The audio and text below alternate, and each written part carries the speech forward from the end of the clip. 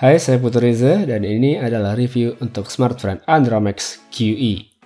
Desain Andromax QE tidak macam-macam, tidak ada yang spesial, tidak ada juga yang jelek. Material plastik dengan finishing matte jadi pilihan untuk menghias cover belakang. Tambahan tekstur membuatnya tidak licin dan memberikan feel yang nyaman di tangan.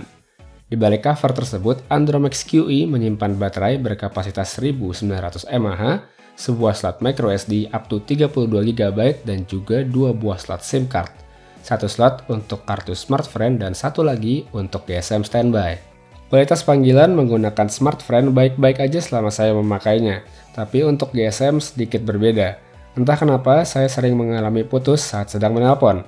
Awalnya saya mengira persoalan ada pada provider GSM yang saya pakai, tapi setelah ganti kartu pun hal serupa tetap terjadi. Kembali ke perangkatnya, untuk ukuran Andromax QE sangat bersahabat dengan tangan sehingga navigasi perangkat terasa mudah. Letak tombol power dan volumenya juga mudah dijangkau karena ada di sisi kanan perangkat.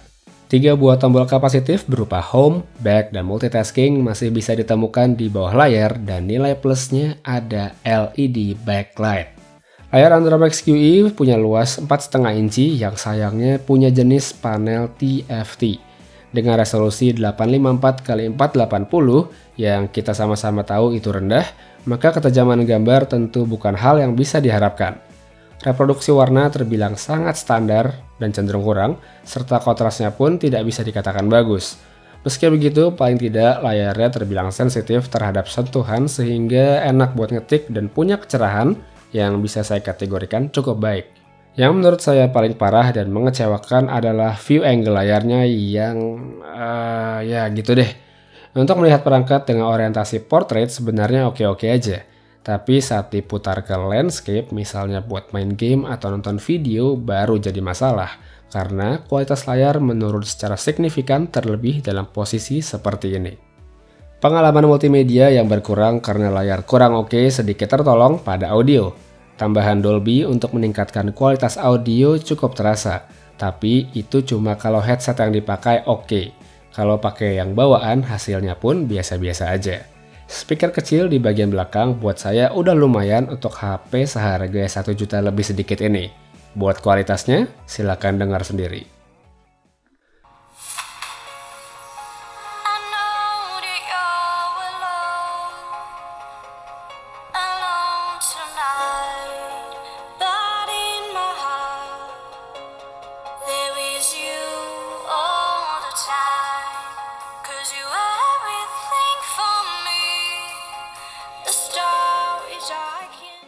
Masuk ke bagian hardware, Andromax QE dibekali Snapdragon 410, GPU Adreno 306, dan juga RAM 1GB.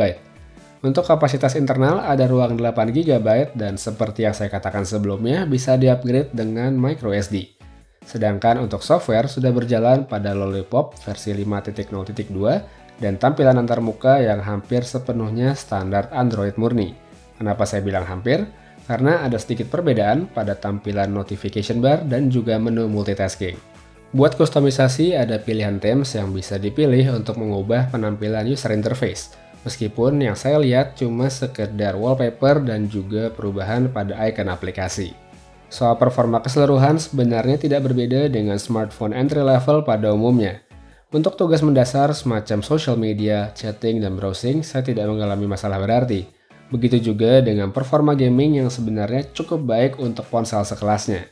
Tapi perlu diingat karena ini memang bukan ponsel bertenaga besar, maka masalah klasik seperti lag atau delay ya lemot-lemot dikit masih bisa kerasa saat aplikasi yang berjalan sudah banyak.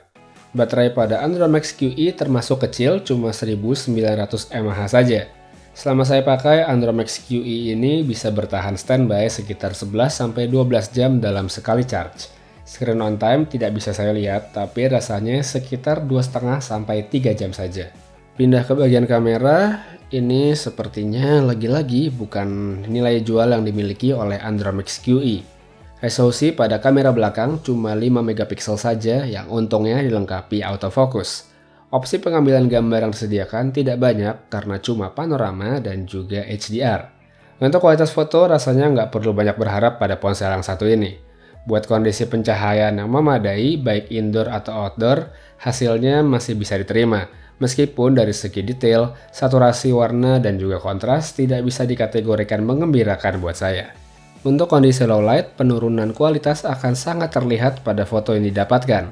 Detail makin berkurang, begitu juga dengan aspek lainnya.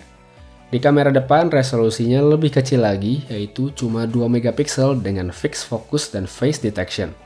Melihat spesifikasi tersebut, sudah terbayang kalau hasil foto selfie yang bagus tentu tidak bisa diharapkan. Dari berbagai macam aspek yang ada, Andromax QE sebenarnya tidak memiliki sesuatu yang spesial atau luar biasa sebagai nilai jualnya. Spesifikasi yang ditawarkan standar aja, begitu juga dengan performa secara keseluruhan dan kameranya. Melihat hal tersebut, saya berkesimpulan bahwa adanya konektivitas 4G adalah apa yang coba diberikan smartphone lewat ponsel yang satu ini. Walaupun memang belum merata, tapi saya mendapati bahwa koneksi 4G smartphone cukup stabil dan bisa diandalkan. Oke, itu dia review saya untuk Andromax QE.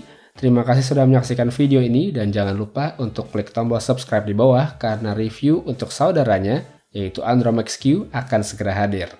Saya Putra Reza pamit, kita ketemu lagi di video selanjutnya. Have a nice day!